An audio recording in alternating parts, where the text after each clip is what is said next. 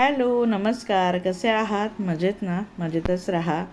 तर आजचा जो व्लॉग आहे हाफ गावाकडचा आणि हाफ कल्याणचा असा काही मिक्स व्लॉग होणार आहेत. तर मी गावाकडे ना एका शॉपमध्ये आली होती, मार्केटमधल्या एका साडी सेंटरमध्ये. मला आईसाठी साड्या घ्यायच्या होत्या. तर आई काय करते ना, स्वतः तर शॉपमध्ये ती जाऊ शकत नाही, तिच्याने चालणंच होत नाही. तर आम्ही तिघी बहिणीमधून कोणतीही बहीण आली की मग आम्ही असं बहिणीसोबत जाऊन आणि आईला जशा आवडतात तशा 1-2 साड्या घेऊन येतो. कारण आई फार साड्यांची शॉपिंग करत नाही.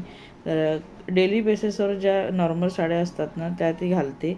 मग असं कधीतरी असं वाटतं की आईने देखील चांगल्या साड्या घालाव्यात. खरं तर ती घरात घालण्यासाठी आमच्या साड्या म्हणजे नेसून घेते बऱ्याचदा, की नाही तुम्ही इतक्या महाग साड्या घेतात आणि ठेवून देतात, त्यापेक्षा मी नेसते. तर ती नेसत असते. पण बाहेर येण्या जाण्यासाठी जर साड्या लागल्या तर आम्ही गेल्यावर ते मग ती आम्हाला म्हणते हे पैसे घ्या आणि मला आणून द्या. तर असं मग मी आईसाठी साड्या घेऊन आली 2. खूपच अगदी कमी किमतीच्या आहेत, पण इतके सुंदर सॉफ्ट मटेरियल होतं ना, की आईला म्हणजे थोडीशी एलर्जी आहेत.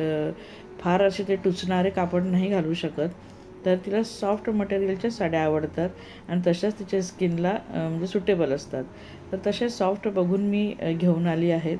तर मी आधी जान्हवीच्या मोबाईलवरती फोटो पाठवून दिले होते.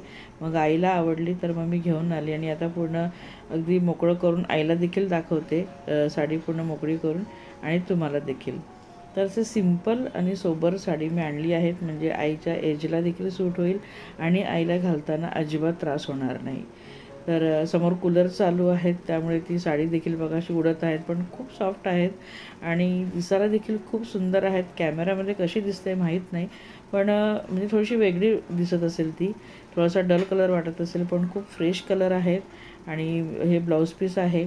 तर आई ना अस्तरचे ब्लाऊज अजिबात शिवत नाही, तर त्यासाठी मी मॅच ब्लाऊज पीस देखील घेऊन आली आहेत. तर ही अशी एक साडी आणली आहे. तर ही 324ची ही साडी पडली होती. खूपच स्वस्त आहेत, खूप मस्त आहे. आणि मग आईला म्हटलं, आई मला एकच साडी बोलली, पण मी 2 आणल्या. आईला म्हटलं एखादं फंक्शन असेल घरातच किंवा मग कोणीतरी म्हणजे पाहुणे खास येतात किंवा सण असतो, तर त्यावेळेस तरी तू एखादी अशी चांगली साडी घालावी. पण आईला ना हेवी साड्या अजिबात आवडत नाही आणि आता घातल्या पण जात नाही. तिला आम्ही म्हणतो की घरात गाऊन वगैरे घालत जा, कारण ती काठी टेकत टेकत चालते, पण नाही तरी ती नाहीच म्हणते. कारण गावाकडे ना भरपूर लोक येत असतात दिवसभर घरी, त्यामुळे ती साडीच वेअर करते. आणि ही साडी घेतली आहे. थोडंसा म्हणजे मटेरियल तर सेमच आहेत, कलर थोडा वेगळा आहे. तर हा असा ब्राऊन कलर आहे आणि त्यामध्ये पण छान असे फ्लावर्स आहेत आणि त्याला थोडी स्टोनची बॉर्डर आहेत. तर आईला मी तेच सांगत होते की ते स्टोनची जी बॉर्डर आहेत ना, तुला अजिबात टुचणार नाही आणि पुढे जर निघाले स्टोन तरी काही टेन्शन नाही. तर आईला म्हटलं एखादी साडी असावी, बाकी कुठेही वर्क नव्हतं, कारण आईला वर्कच्या साड्या अजिबात आवडत नाही.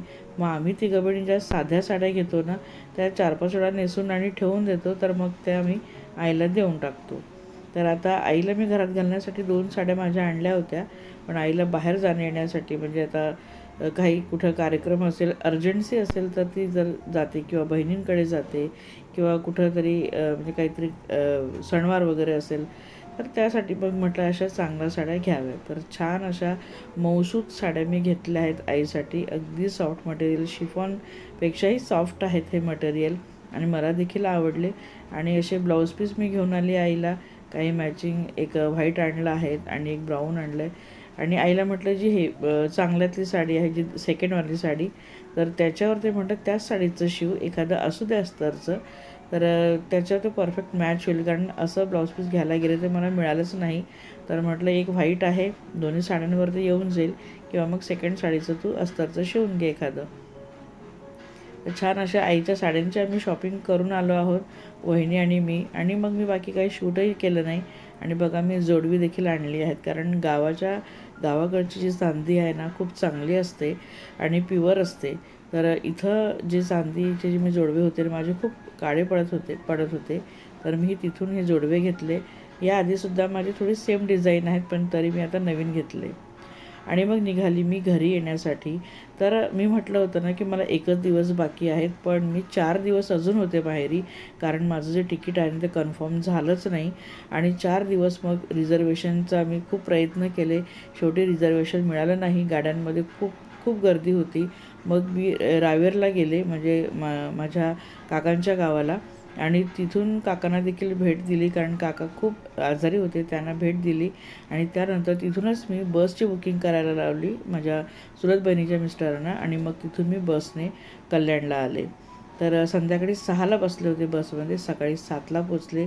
असा लांब प्रवास करून मी घरी आले.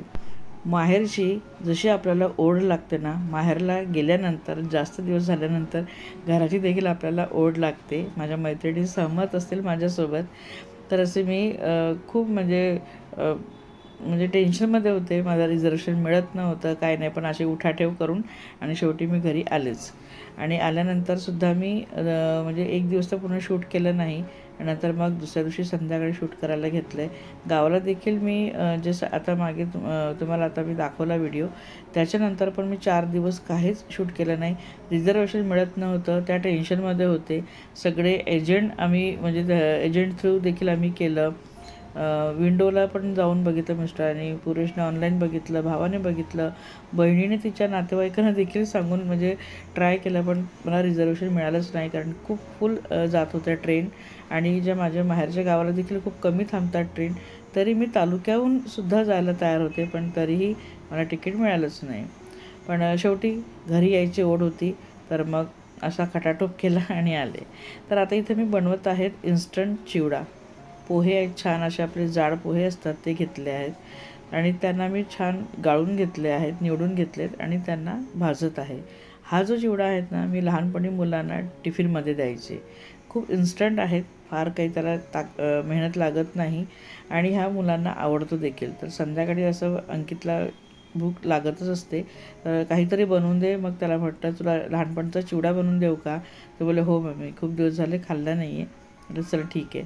तर असे छान पोहे भाजून घेतले, आणि तेल अगदी खूप कमी घातलं आहेत, खूपच अगदी कमी, अगदी 1 टेबलस्पून तुम्ही बघू शकतात. त्यामध्ये मी मोहरी घातली, थोडंसं म्हणजे जिरं घालेल, आणि तेल कढई तापली होती ना, म्हणून तेलही पटकन तापलं. लगेच मग जिरं घातलं आणि शेंगदाणे घातले, आणि त्यांना देखील छान फ्राय करून घेतलं. तर शेंगदाणे ऑप्शनल आहे, ज्यांना आवडत असेल त्यांनी घालावे. या ठिकाणी तुम्हाला काजू घालायचं असेल तर काजू देखील घालू शकतात, किंवा अजून काही घालायचं असेल तर घालू शकतात. तर इथं मी छान शेंगदाणे फ्राय करून घेत आहेत, आणि यामध्ये हळद, तिखट आणि मीठ एवढंच घालणार आहेत. तुम्हाला हिरव्या मिरच्या आवडत असतील तर 2 हिरव्या मिरच्या बारीक कट करून टाकू शकतात. इन्स्टंट आहे, तर म्हटलं चला लाल मिरची, आणि मी नेहमी हेच घालायची. लहानपणी मुलं टिफिनमध्ये हमखास चिवडा घेऊन जायचे, आणि त्यांच्यासोबत त्यांचे मित्र देखील खायचे, त्यांना देखील आवडायचा हा चिवडा. तर ती सवय लागली होती त्यावेळेस बनवायची, तर खूप दिवसांनी आता बनवत आहेत. तर बघा, हळद घालते आणि मिरची पावडर घालते. तर इथं मी नंतर मिठाची बरणी उघडायला गेली, तोपर्यंत थोडीशी मिरची पावडर माझी जास्त होऊन गेली, थोडं लक्ष द्यावं लागतं.